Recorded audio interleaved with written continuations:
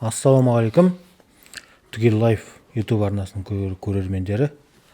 Бүгін кезекті подкаст футбол тақырыбына айналады. Дәлірек айтсақ, алдымызда келе жатқан басталатын Евро 2024 турниріне арналғалы тұр. Бізде студиямызға шақырылған арнайы қонақтар бар. Футбол тақырыбын айтқаннан кейін футболшы болған жақсы. Сол себепті Бауыржан Омарды шақырдық, Ақжайық футбол клубының капитаны, жергілікті ойыншы. Және Арнұр Мақсотов, футбол жанкері. Бүгін танысып жатырмыз. Ендеше кеттік, бастаймыз. Енді бастағанда бірден бөліп тастайық. Бүгін түсіріп жатқан, бүгін екінші подкаст, бір күнде түсіріп жатқан. Сондықтан ендеше көп созбайық, бірден бастап кетейік.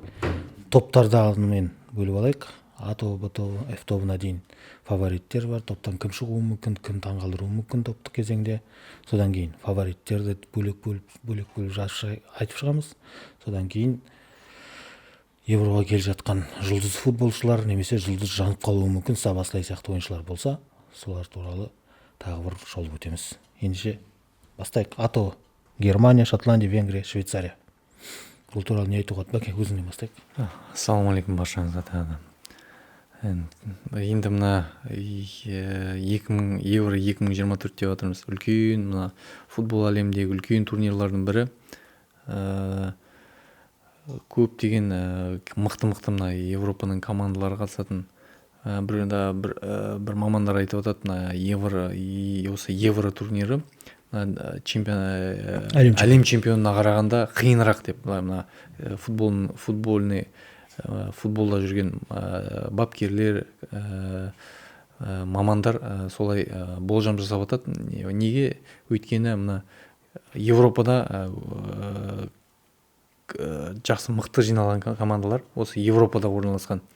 Мына дисциплиналық тұрғыдан, тактикалық тұрғыдан, мысалы жаттығулары бөлек, өздерінің ойындық стильдері бөлек командалар.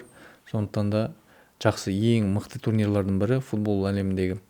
Енді мына 2024-ке келетін болсақ, Евроға, Германияға елінде өтеді. Енді мына бірінші, қателеспесем, А тобында Германия, Швейцария, Шотландия, Венгрия командалары орналасқан екен. Енді мына жерде енді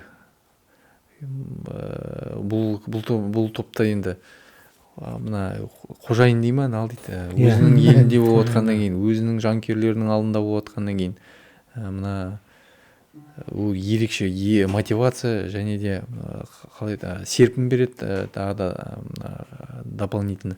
Сондықтан да айтамын, бірінші орынмен мына жерде неміс машинасы бірінші орынмен шығады деп ойлаймын. Бұл даже турнирлардың фавориттары ғой, Германия. Енді екінші орынға Жүрде бұлай қарап тұрсаң, Германия және қалған үшеуі деген сияқты ғой. Жоқ, мына жерде Швейцария командасы өте жақсы, құрамында өте жақсы ойыншылар бар. Бұл құрамын қарайтын болсаңыз, бәрі мына топ 5 лига дей ма, сонда Европаның топ 5 лигалық чемпионатында ойнайды ойыншылары. Сондықтан да мен ойлаймын, енді мына жерде Германия мен Швейцария шығады деп ойлаймын, бірінші, екінші орында. Ал қалған, бірақ бұл үлкен турнир болғандықтан мынандай сюрприздар болып жатады. Ол да мүмкін. Мысалы, Шотландияда екінші орынмен шығып кетуі мүмкін. Венгрияда да мысалы тізімнен алып тастауға болмайды. Өйткені бұл үлкен турнир болғаннан кейін жақсы командалардың жинақталған жері бәрі де мүмкін. Сондықтан да мен ойлаймын, енді айқын фаворит мына жерде Германия және Швейцария деп. Енді келсем, Германия үшін енді өздерінде өтіп жатқасын кем дегенде жартылай финалға бару керек турнир ғой бұл деген. Жанкүйерлердің алдында өзінің елінде өтіп жатқаннан кейін. Сондықтан енді Германия жартылай финалға дейін барады деп ойлаймын, кем дегенде. Енді финалға шықса, ол өздері үшін жақсы. Енді бұл группада мен сол Венгрия таңғалдырады деп өзім ойлап отырмын. Өйткені оларда жаңағы сыгранность дейді ғой, футбол тілімен айтқан кезде жаңағыдай. Оларда Сабаслайға ойнайды. Сабаслайды, сосын тренері де жаңағы Юрген Клоптың тактикасы сияқты Венгрияның тренері де. Атын ұмытып қалып тұрмын. Соңында Венгрияның негізі ойын стилі Ливерпульға жақын, сондықтан Сабаслайға ол ыңғайлы. Сосын Сабаслайдың Венгриядағы осы соңғы ойындарының бәрінде гол мен ассист жасап жүрген. Ойын соған бағытталды Венгрияның ойын. Сондықтан жаңағы енді үшінші орынмен болса да мен осы Венгриядан сюрприз күтемін, осы турнирдан. группадан шығады, іріктеуде жақсы 1-8 немесе 1-4-ке дейін барады деп ойлаймын енді. Енді қалғандары Швейцария мен Шотландияда оңай емес. Шотландияның өзінде Мактаминай бомбардир болып кетуі мүмкін тіпті. Енді ойламаған жерден ол да. Сондықтан енді сол 3 команда деп айта аламын, осы Шотландия, Венгрия, Германия деп айта аламын. Оның үстіне Шакири де қайтып келіп жатыр, оның да бір жарқ ететін кезі. Енді жасы келіп қалды деген күннің өзінде де Әлі күнге дейін саусағы бүгіл жігіт сборныйда жақсы көрсетеді ғой. жүрген. Енді мынау В-тобы өте қызық топ да. Испания, Хорватия, Италия, Албания. Бұл дейді В-тобында өлім группасы дейді ғой, орысша айтқан группа смерти дейді. Италия деген Соңғы соңғы евроның жеңімпазы, Иә. Хорватия деген әлем чемпионатының 3-ші орын жүлдегері, Испания деген Лига нацияның жеңімпазы. Иә. Сосын Албания. Сол кезде енді Албанияға ой формальный түрде қағаз жүзінде қарағанда қиын болып көрінеді. Дұрыс айтасыз. Иә, бұл Испания енді мына группа Италия, Хорватия, Испания бір енді деңгейлері бірдей деп ойлаймын, бірақ әрбірінің өзінің футбольный несі бар, стилі бар. Мысалы Италия командасы жабық футбол ойнайды, чисто отоборон. Оның үстіне қазір шабуылшылар керемет емес олар. Иә. Ал мына Хорватияны өзіңіз білесіз, енді ортан қол команда деп те айта алмаймыз, бірақ фавориттерге де қоса алмаймыз, бірақ соның өзінде де әлем чемпионатында керемет ойын көрсетті. Мына енді Модрич бастаған лидер дейді ғой команда. Мысалы ол кісіге, ол ойыншыға да көп байланысты. Мына раздевалканы ұстайды, мына ойыншылардың нелерін, көңіл күйлерін біледі. Сол мына енді кіммен де бас бапкермен де қандай ойыншыны қою, қандай ойыншыны қоймау, сол мына Модричқа да байланысты сияқты деп ойлаймын. Енді командада ардагер ойыншылардың бірі ғой. И мына Испанияны байқап қарасаңыз, енді 12 жылдан бері ештеңе 12 жылдан бері, соны айтқым келгенде, сол 12 жылдан бері үлкен турнирларды ұтып көрмеген екен. Ойлаймын енді мына жерде Испания, бірақ Ямалдың жарқ ететін турнирі ғой, мына Барселонадағы. Ойлаймын енді осы Ямал өте қатты мүмкіндік мына жерде бүкіл Европаға таң қалдыруға. Әлем чемпионатында болды ғой, мысалы Коста-Рика, Италия, Англия, Уругвай, Коста-Рика. Енді барлығы ойбай Коста-Рика, ана 3 командада уже енді 3 ұпай бар деп Арсен Венгердің өзі бұл топта Коста-Рикаға алатын ештеңе жоқ деген әңгімені айтты, бірақ таңғалдырды ғой. Бірақ мен де Коста-Рика сияқты Албания таңғалдырады дегенге мен өз басым сенбеймін. Сондықтан 3 команда шығатын группа болса, осы Испания, Хорватия, Италия группадан 3-де шығу керек қой енді. Мүмкін деген. 3-де шығу керек деп айтатындай, нақты сенімді айтатындай кішкене турнирдің қызықты болу үшін де 3-інің де Италияның да, Испанияның да, Хорватияның да өткені жақсы ғой негізі. Енді олар енді 6 команданың ішінен 4-ші орын алған өтеді ғой келесі кезеңге, іріктеліп. Және олар 3-ші орын алған командалар содан кейін 1-8-де мықтыларға түседі екен, андай ең жоғары ұпаймен шыққандарға түседі екен 3-ші орындарда. Енді мына жерде мен деген өзім ойлаймын, Италия мен Испанияда проблема бар, іріктеуден шыққаннан кейін қиналады деп ойлаймын. Енді Испанияның тренерінен кішкене түсініспеушілік бар, өйткені Испанияның ойындарында ол Лига нацияның финалында да 1-0 жеңді. Ол негізі көбіне владение ұстағысы келетін команда ғой, бірақ Испанияда негізі жақсы шебер орындаушылар көп қой. Мысалы үшін Гримальдоны шақырған жоқ жаңағы. Бірақ Гримальдо қандай ассист жасайтын, ол шабуылға да неге де араласатын жоқ. Сол Гримальдоны шақырған жоқ Испанияға, мысалы қазіргі құрамына. Сол сияқты Испанияда негізі сұрақтар көп. Меніңше сол іріктеуде қиналады деп ойлаймын Испанияны. Группадан шыққан. Плей-оффта қиналып қалды. Плей-оффта қиналып қалды. Хорватия енді өткенде де әлем чемпионатында да 20 минуттан ойнап шықты.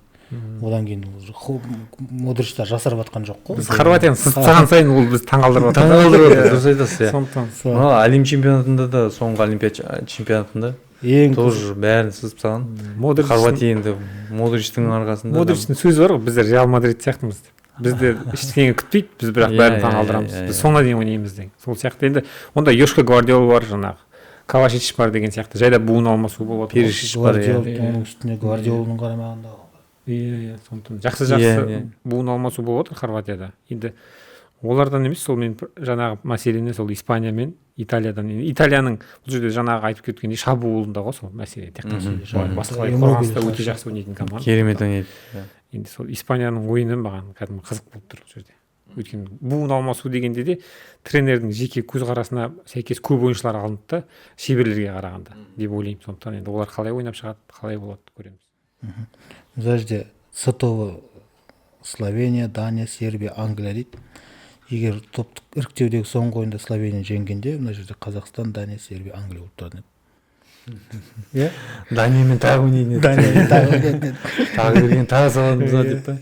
Енді мына группада енді мына бірінші орынға енді бәріңіз келісетін шығарсыздар. Мына жерде Англия енді пока енді Англияның да ойыны жүрмегенмен де енді мына группадан еш қиындықсыз өту керек деген ойдамын. Өйткені мына құрам жағынан, мына ойыншылардың деңгейі жағынан да керемет жинақталған команда.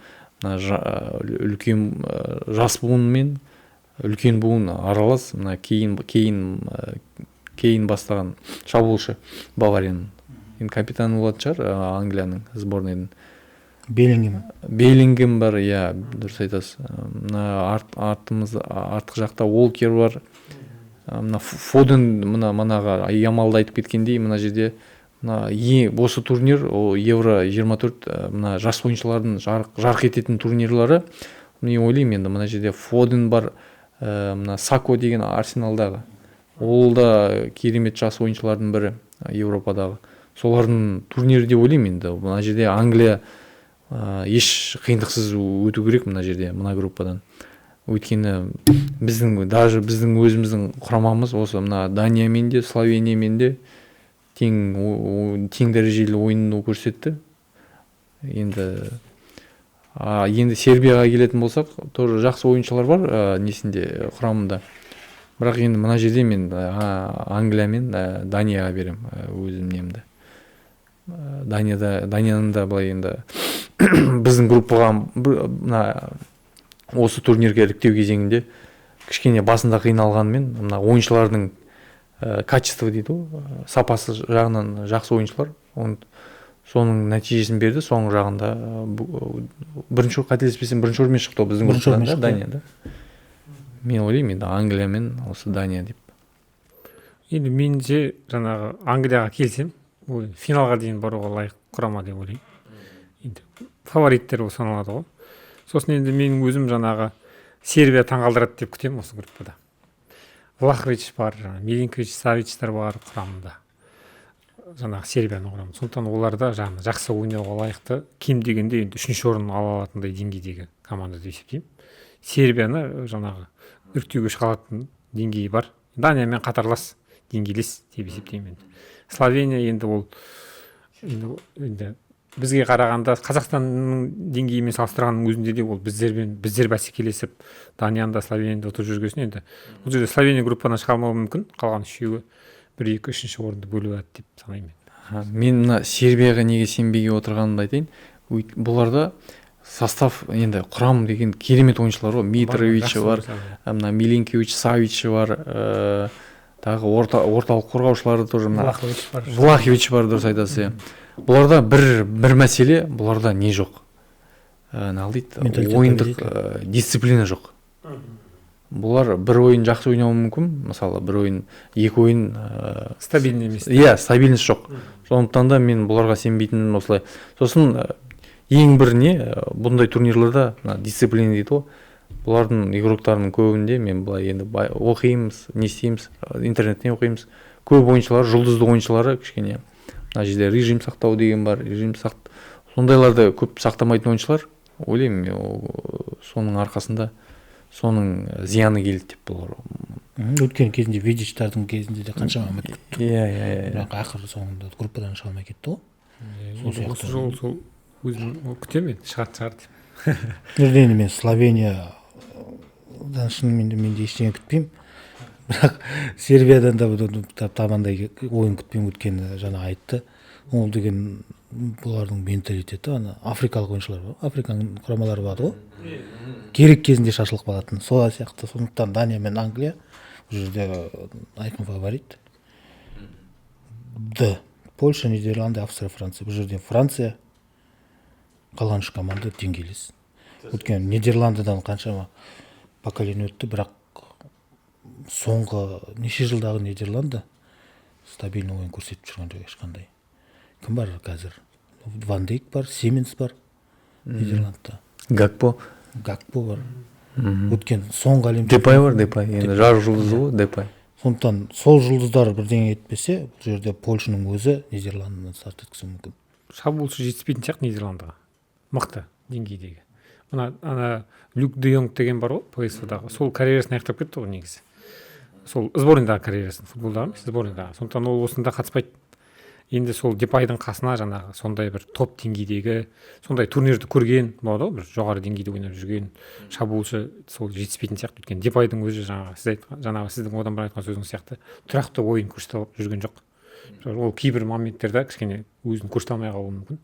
Сондықтан соны дер кезінде ауыстыратын ойыншы керек сияқты. Енді Франция финалист, финалға барады деп ойлаймын. Франция. Оны екі құрам жасақтап шығарып бір-бірімен ойнатсам да, сол жақсы ойнайтын. Франция 1, Франция 2. Вот дұрыс, вот мына жерде енді дұрыс, сіздермен дұрыс келісем. Мына жерде Франция енді айқын фаворит, бұл турнирдің фавориті. Өйткені дұрыс айтып отырсыздар, екі құрамда бірдей ойыншылар, 22 ойыншы ма, 3 вратары бар, 25. Қайсысын 25-тің қайсысын қойсаңыз да ол қателеспейтін. Дешамда мысалы, Дешамда тренерда таңдау өте көп ойыншылар. Әлемдегі мысалы керемет командалардың ойыншылары көбі. Сондықтан да мен бұны өзім негізі Францияға қойып отырмын. Қойып емес енді. Фавориттардың бірі евроны алады деп отырмын. Және де осы мен Португалия мен Францияға болеть етемін осы турнирда. Ал енді мына Польша, Австрия, Нидерланды түгелбай айтып кетті. Бұл бірдей уровеньдары бірдей. Мысалы Нидерландыны қателеспесем мына Ван Бастен,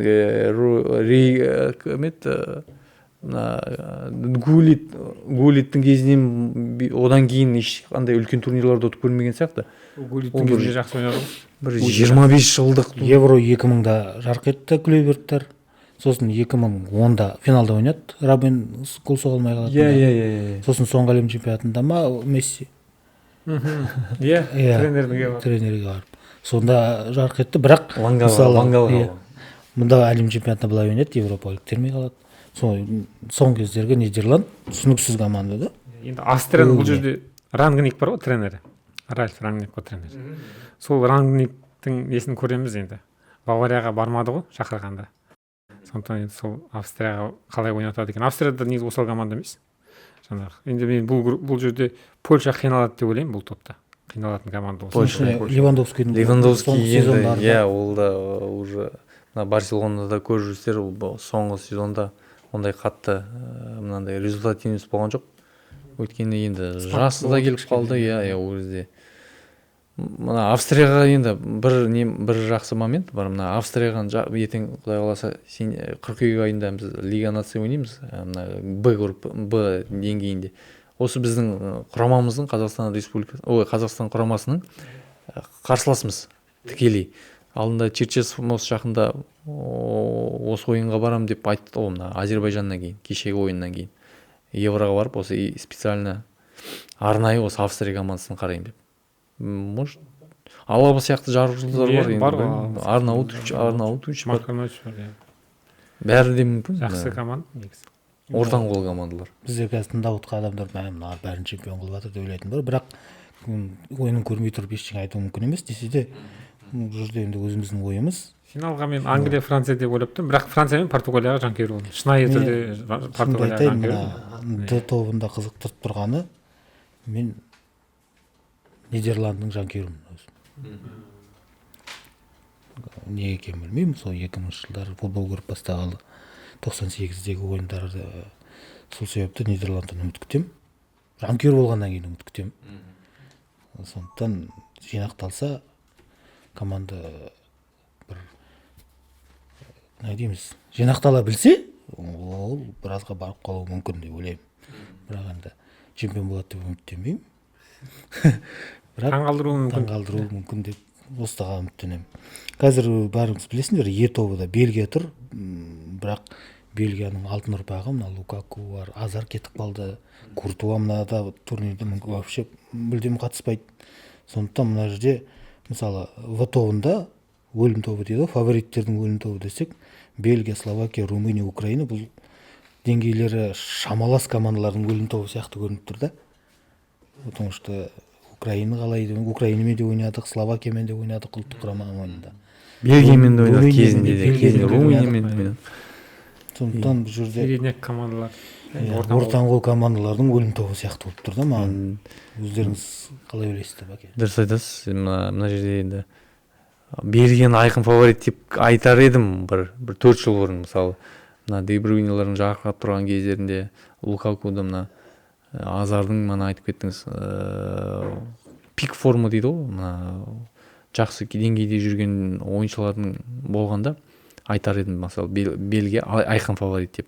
Қазір айта алмаймын, өйткені соңғы ойындарын көрдім, мына жолдастық кездесулерін көрдім.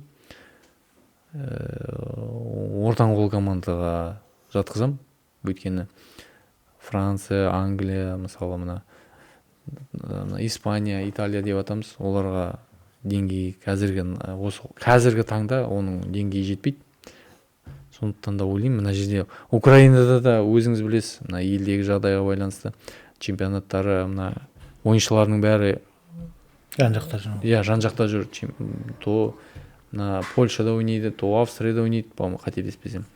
Енді Украинаға да, енді бұрында ТМД елдерінде болғаннан кейін осы мына Украинаға болеть етеміз. Біз осы группадан шықса екен деп. Украинаға енді группаның шыққанның өзі ойлаймын үлкен нәтиже деп, мынандай қазіргі елдегі ахуалға байланысты.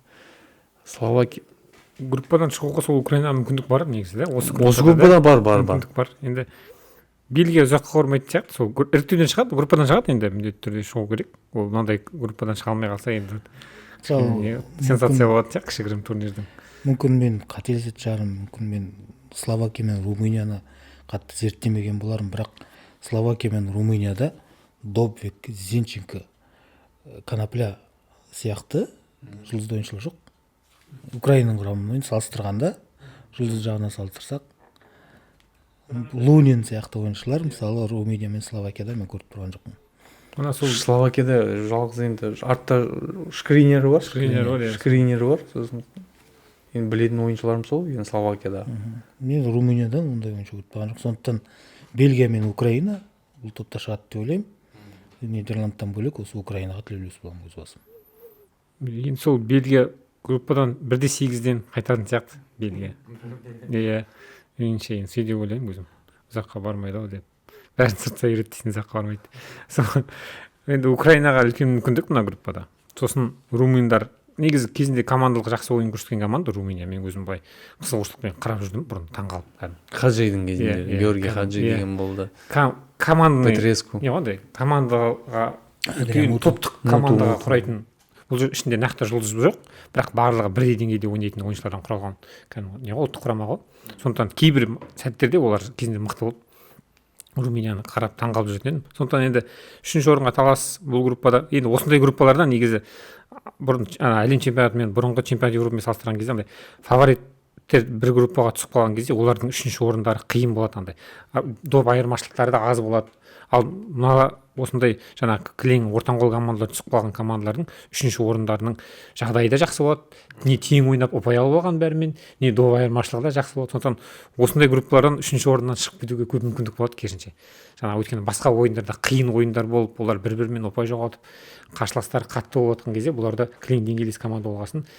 Португалия кезінде буын алмасу кезінде де, мысалы үшін Греция буын алмасу кезінде де өз елінде 3-ші орынмен шығып кетті ғой, сондай группалар. Сол сияқты екеуі бір группада болып, Греция 3-ші орынмен шығып финалға қалып. Жоқ, Греция онда 2-ші орынмен шықты. 2-ші орынмен шықты ма? 2004-те ол кезде Евро 2004-те алатын кезде ма? 2004 өзі екеуі бір группадан шықты да? Чемпион болған кезде. Қиналып Ресей түсіп қалды онда.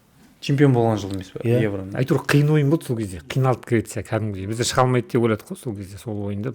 Грециядан ешкім ештеңе күткен жоқ. Сол сияқты меніңше бұлардан 3 команда шығады деп ойлаймын бұл группадан. Бірақ Бельгия мен Украинада нақты шанс бар. Украина таңғалдыру керек бізде осы ойында. осы турнирде. Украинаға жанкүйер Енді- боламыз енді. Шевченко, Ребров, Тимощуктардан кейінгі жұлдызды поколение осы ғой Украинаның қазіргі. Қазіргі Негізі құрамы қазір жақсы сақталып жатыр. Украинаның. F G тобы дейік. Түркия, Грузия, Португалия, Чехия.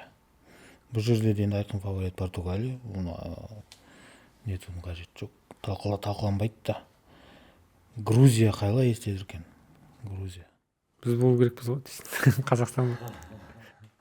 Дұрыс айтасыздар, иә. Мына жерде деген Грузияның орнында енді деңгейіміз жеткені енді осы болар, білмеймін, енді ол мына алдымызда келе жатқан әлем чемпионатына іріктеу кезеңі бар. Ол да может, мысалы жаратушы иеміз может сол евроны бермей, может мүмкіндікті әлем чемпионатын беріп тұрған шығар, может бәрі де мүмкін, бірақ енді ең керемет мүмкіндігіміз енді осы болды. Енді қанша футбол ойнап келе жатырмын, футболда жүрмін, ондай мүмкіндік болған жоқ. Болған енді де боларда қиын, көп адамдар сенбейді. Мына енді Грузияны бәріміз айтып жатырмыз, иә. Грузияның орнында Қазақстан болу керек деп. Енді бұйырғаны осылай болды. Мына наоборот, мына грузиндар неге чемпионат Европаға үлкен турнирға бірінші рет қатысып тұр ғой. Бұл грузиндардың федерацияның басшылығы, мысалы, қателеспесем, Каха Каладзе деген. Жоқ, Каха Каладзе емес, мына Кобиашвили деген не бұрында Шальке деген 04 деген болды. Сол командада ойнаған футболдың несін, азысын білетін адам. Сондықтан да мен естимін, бізде де Ажайық сапында да қанша грузин ойнады. Имнадзе, Табатадзе, сондай футболшылардан естимін да, мына бүкіл менталитетті ауыстырған. Бүкіл детский балалардың футболын мүлде өзгерткен. Бүкіл балалардың футболының жағдайын жасап жатыр қазіргі таңда. Қанша стадион салынып жатыр елде, Грузия елінде. Сондықтан да ойлаймын, бұл Грузияның өткені справедливый деп, мысалы. Потому что өткені мына бүкіл жағдай футболға жасалынып жатыр. Жарық жұлдыздар мына ертең мына Кварацхелия сияқты өте көп шығады мына грузиндардан. Өйткені мына жас футбол, детский футболға, балалар футболына көп көңіл бөлініп жатыр. Ол мықты ғой. Өте жақсы. Енді мына Португалия мана айтып отырсыздар.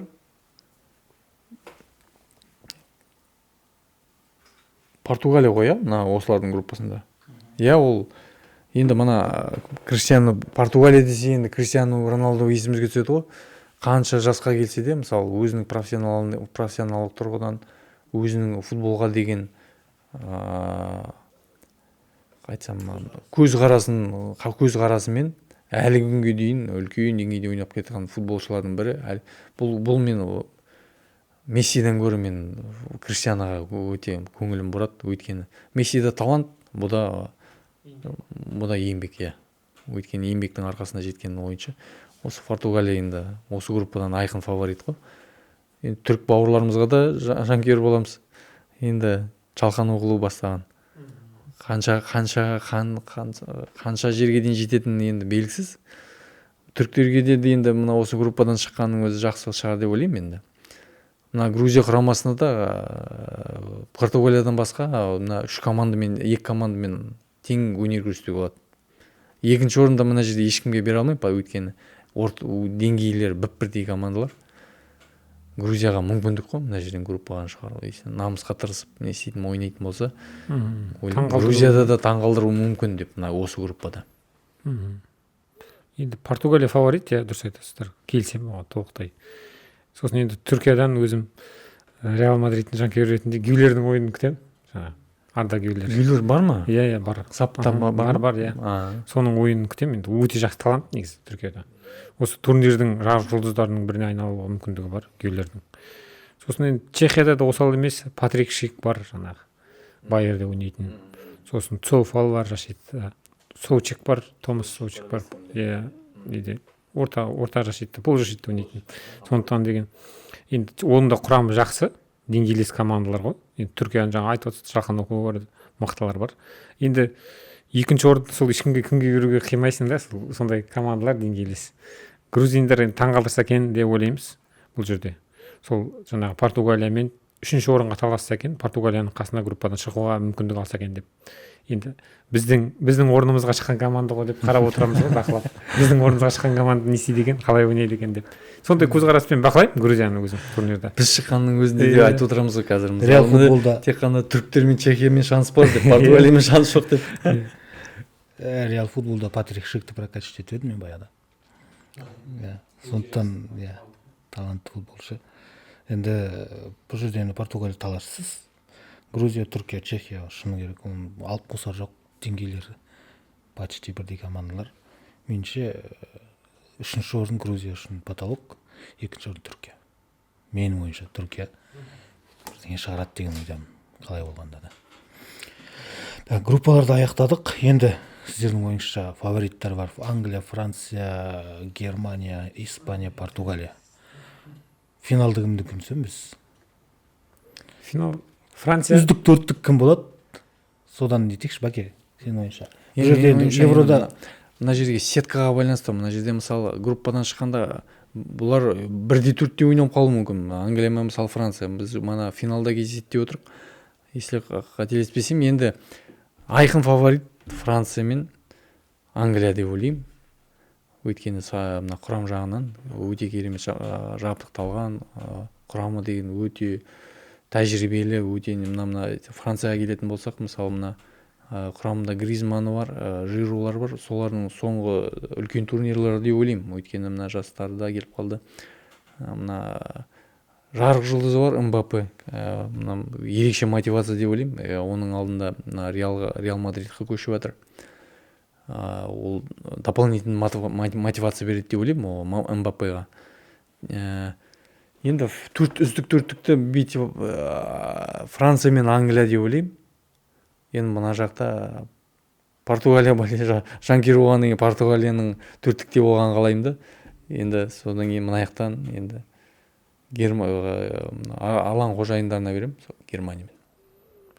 Енді Франция мен Англияға келсем, мен толықтай ол екеуі сөзсіз фавориттер. Жаңа екі құрам шығара алатындай командалар ғой. Енді Англия сәл осалдау болып қалуы мүмкін. Мен турнирдің жеңімпазы ретінде жалпы Францияны күтемін өзім. Көремін енді. Дәл қазіргі сәтте ол. Сосын Хорватия таңғалдырады деп ойлаймын Германияның қасына. Германия, Хорватия деп есептеймін. Англия, Франция, Германия, Португалия мен де Бакенің келісіп тұрмын. Оның үстіне сосын Германияның бұл жерде күмән тудыратын төрт фавориттің ішінде күмән тудырып тұрғаны менде Германия. Өйткені олардың буын алмасу кезеңі өтіп жатыр ма, өте ауыр ойындар өткізеді. Соның үстіне Евроға іріктелген жоқ, тікелей өтті. Жолдас кездесулермен. Олар енді өз алаңы болған үшін ойнау керек қой, сондықтан жартылай финалға дейін бару. 2006-та да жартылай финалға дейін жетті ғой, өз алаңында әлем чемпионаты. Қазіргі задача солай деп ойлаймын олар үшін де. Өйткені олардың кем дегенде 2000 жылдарда Евро 2000-да Германия топтан шықпай қалды. Содан кейін олар белгілі реформа қабылдап 2002-2004 содан бері күні бүгінге дейін ірі турнирлердің біреуін ұтты, қалғанның барлығында жүлдегерлер қатарында келді ғой. 2024-ке дейін өткендегі екі әлем чемпионаты қатарынан Европада ұшып кетті 1-8-де де, әлем чемпионатына группадан шықпай қалды.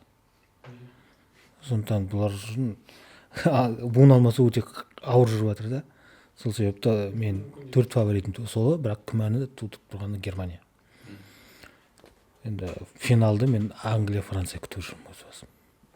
Енді алдын ала кездесіп қалмаса болғаны. Негізі біреу таңғалдыруы мүмкін, Францияның қасына басқа біреу шығатын сияқты негізі. Болады, бұл үлкен турнир, сондықтан футбол қазір футболды бүкіл ел үйренді уже. Мына фавориттарға қарсы ортан қол командалар тактикасын дұрыс қабылданса, дұрыс қойса ойындағы, мен ойлаймын ортан қол командалар да көпке дейін барып қалуы да мүмкін деп. Мысалы мана айтып отырсың, Хорватиясы бар, Австриясы бар. Таңғалдыратын турнир негізі бұл. Нидерландыда біз мана мысалы сызып тастадық, бірақ ол көпке дейін де баруы мүмкін. Футболды қазір бәрі бүкіл ел үйренді. Қазақтардан даже жоқ, қазақтардың мынандай деңгейге жеткенінің өзі қазір біз оларға рахмет айту керекпіз. Мына бауырларымыз ойнап жатыр, мына Тапалов өзіміздің жергілікті ойыншы. Енді айтады ғой, мына Францияға барып ойнаған өз есімде әлі. мына алаңға Стад де Франс деген стадионда ойнады ғой, алаңға шығып келе жатқанда мына қасымда келді дейді, Бензема кілең шықтым дейді по трибуна, кілең Мбаппе. Сол мына по трибуна шығып жатқанда как будто мына PlayStation ойнаймыз ғой, сондай болған сияқты болып кетті дейді. Аяғымыз дірілдеп ана 45 мың адам, ол деген ояқ, ол деңгей бөлек, иә, салыстыруға келмейді деңгейлерін. Сол енді сондай ойын, сол қазіргі деңгейге жеткеніне рахмет айтамыз мысалы мына жігіттерге өзіміздің. Бірақ енді Грекиямен шыны керек шамалы ойнады, провал болды. Соның ойлаймын кесірінен сол кезде. Жаңа енді сіз сол Грузияның инфраструктурасын жақсы бағалап кеттіңіз жаңа. Футбол болашағы бар деп. Бізге де сондай жасалу керек деп ойлаймын. Сол кезде ең болмағанда Өзбекстан сияқты таңғалдыра аламыз. Грузиялар болмаса да Өзбекстан сияқты Азия чемпионатында жақсы нәтиже көрсетеді ғой. Ол Азияда өнер көрсетеді ғой. Сондықтан соның өзінде Азияның мықты командаларының құрамына кіріп жатыр Өзбекстан. Сондықтан ол жақта да футбол инфраструктурасы мықты. Қазақстанға өтіп кетті ме? Оны айналып өту мүмкін емес, бәке. Қалжың болсын деп айтып жатырық, шыны керек. Жігіттердің былтырғы ағы жылғы отбор үшін басымызды иіп тұрып рахмет айтамыз. Так, группаларды айттық, фавориттерді айттық. Мысалы, бір ай бойы енді бүкіл әлем, футбол қарамайтын адамдар болмаса, біраз футболға қызыққан адам, тіпті үйдегі домохозяйкалардың өздері ыдыс жуып тұрып доп қарап тұрады ғой. Сондықтан енді қаншама жұлдыздар бар, қаншама жұлдыз келіп жатыр. Үздік ойыншы кім болады деп ойлайсыздар өздеріңізше? Қай ойыншы таңғалдырады? Мүмкін ол Украинаның құрамында жүрген бар, мүмкін Грузиядағы Кварцхелия болар, мүмкін Сабаслай болар Венгриядағы, мүмкін шынымен де өзіміз күткен Англияның жұлдыздары болар, мүмкін Францияның жұлдыздары болар. Кім үздік ойыншы атануы мүмкін? Енді мысалы Реалда ойнаған ойыншылар сезонны күні кеше аяқтады. Оларда спат болып қалуы мүмкін да. Камавинга бар. Физикалық тұрғыдан жағынан да. Иә, физикалық тұрғыдан. Ментальный денсаулық бар ғой. Оның қасында сезонды ерте аяқтап қойған ойыншылар атып кетуі мүмкін да. Сол сияқты. Қалай ойлайсыздар? Мұны жалпы болжау мүмкін бе осындай нәрсені? Енді мына жерде енді үздік ойыншы дегенге енді мен айқын фаворит дегенде Мбаппеге беріп отырмын. Если оның жақсы ойыны жүріп, командный ойыны жүріп, Францияның бұлар Мбаппе енді үздік үздік ойыншы емес, үздік бомбардир болады деп ойлаймын. Өйткені мына партнерлары өте керемет, Гризманн бар, орталық мына жақында Камавинга бар, ортада Чумамини бар, Дембелесі бар ғой да, Дембеле бар да, иә, сол бар. Енді мына жерде айқын фаворит деп ойлаймын, үздік ойыншы Мбаппе. Енді сол Мбаппеге келсеміз, бомбардир болуға лайық қой. Енді сосын жаңағы Патрик Шик, Ямаль, сосын Гюллер, солар таңғалдыра деп ойлаймын. Солардан күтемін. Открытие сезоны дейді ғой, открытие турнирі. Турнирдің ашылуы болады, ерекше ойыншылар болады, бәрін таңғалдырған, өзін көрсететін. Енді одан бөлек кейбір ойыншылар жаңағы МЮ-дағы Амрабат сияқты ғой. Сборныйда өзін өте жақсы көрсетіп МЮ-ға келді ғой. Сол сияқты жаңағы жақсы ойнап, келіп ойнай алмай қалса да, дегенмен сол сборныйда жақсы ойнаған үшін жаңағы әлем чемпионатында Катарда жақсы ойнады Амрабат, өте жақсы ойнады. Сондай бір өзінің көрсететін ойыншылар болады енді. Өзін кәдімгі ерекше біз танымайтын. Сатуға келген. Иә, біз танымайтын, бірақ осыдан кейін барып қарайтын ойыншылар шығады ғой. Енді сондай сенем, сол Мбаппе бомбардир болатын келсем, сол бірақ Ямаль таңғалдырады, Гюллер, сосын Патрик Шик солар таңғалдырады. Менің ойымша да енді ойлаған Беллингем қайтар екен деп, бірақ ол сезонның басындағы Беллингем мен маусымның соңындағы Беллингем екі түрлі екі футболшы. Енді деңгейін қатты жоғалтпағанмен, бірақ маусымның басындағы Беллингем әлдеқайда жақсы етті. Сосын менің ойымша Францияның бір ойыншысы үздік болады деп ойлаймын. Өйткені байқаймын Дидье Дешам мына команданы пигіні подвоить ететін бапкер сияқты. Өйткені әлем чемпионы 2018-де Ресейдегі әлем чемпионатында группадан топтық кезеңді шамалы бастады. Бірақ ойын өткен сайын несі күшейе берді, қоса берді де ақыр соңында әлем чемпионы болды ғой. Сол сияқты мына Мбаппелесі бар, Гризманы бар, Дембелесі бар, соларды дәл солай подводить ете алса, пигіні турнир Франциядан сосын Барколя деген бар, Брэдли Барколя деген. Өте жақсы талант. сосын кімнің баласы бар ғой, Тюрамның баласы бар. Маркус Тюрам бар. Ол енді Барколяны запаста таң отыр. қалдыру керек деп. ПСЖ-да ойнайды, жақсы ойнайды. Лига чемпионатта өте жақсы көрсетті өзін. Менің ойымша үздік ойыншылардың, үздік бомбардирлердің бірі сол Францияның құрамында болады деп ойлаймын. Алып қосарларыңыз. Енді осы жерде енді айтып қосып кетуге болады. Криштиану Роналдуны енді кішкене айтпай кетуге болмайды. Ол үлкен, бұл мынау дейді тәжірибесі мол, осындай үлкен ойыншылардың бірі ғой. Осындай маңызды сәттерде осы командасын жинақтап, осы енді Криштиану Роналду да мысалы үздік бомбардирлардың арасында болады деген ойдамын. Рекорд күтеміз ғой. Рекорд күтеміз, иә. Өйткені бұл ойыншының пикі уже өтіп кеткен, уже карьерасы соңғы мысалы турнирда болып қалуы мүмкін. Мысалы өзі айтып жатыр ғой, бірақ 2026 жылы әлем чемпионатына барам деп. Бірақ бұл тізімнен Криштиану Роналдуды сызып тастауға болмайды. Өйткені бәріміз білеміз ол қандай ойыншы екен. Қысқаша айтқанда сол, қорытындылап жіберсем, Роналду енді биыл 6-шы евросы рекорд қой. 5-ші евросы кезінде рекорд деген. Сосын 6-шы евросында тағы өзінің рекордын өзі бұзып жатыр. Ол кісіден рекорд күтеміз, тек қана болды, басқа. Ол енді группада точно гол соғады, бомбардир, үздік бомбардир болмаса да енді. Пенальти соныкі ғой, байлау. Сондықтан голсыз қайтпайды деп есептеймін мен. Рахмет осындай подкастқа шақырғандарыңызға. Біздің подкастты түсіріп отқандағы мақсатымыз да осы спортты насихаттау. Алда жатқан олимпиада бар. Олимпиаданың алдында осындай евро турнирі бар. Бір ай бойы бүкіл әлем осыны қадағалайды. Сол туралы біздің Оралға белгілі ойыншымыз футбол жанкүйерлерінің арасынан болар еді.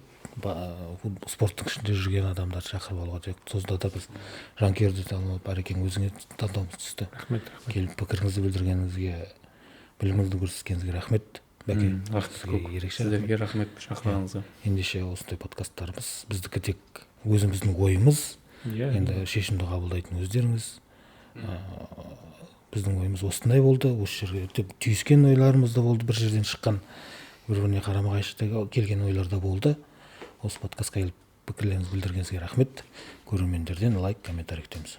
Сау болыңыздар. Сау болыңыздар.